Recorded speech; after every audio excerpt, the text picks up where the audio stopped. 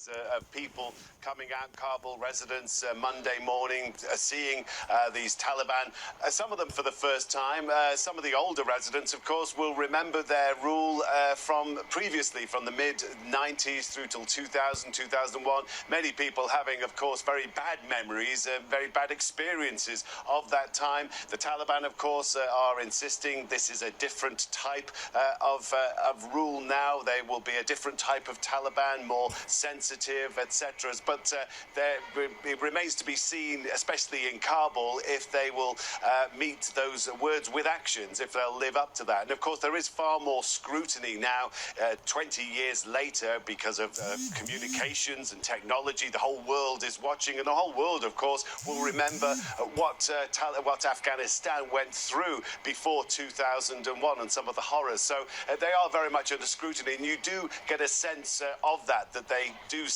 feel as though the world is watching. And as to those scenes from the airport, Rob, is anyone actually in charge of the airport? Because it's a couple of hours since people were trying to get onto or literally hang on to those aircraft. There is a certain amount of order, if you like, but there are two lines that are separated by this chaos in the middle. Let me explain. If you have outside the terminal now, you have a Taliban cordon,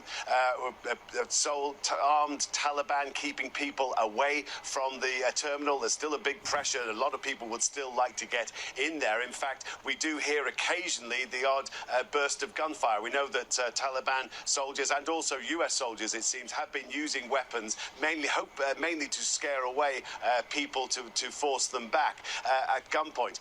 You also have the US defensive line inside the terminal, inside the Rob, airport. I'm going to pause you there, for which I apologise. We're going live to the United Nations in New York because this special meeting on Afghanistan has just kicked off. It was scheduled to take place in about 10 minutes from now.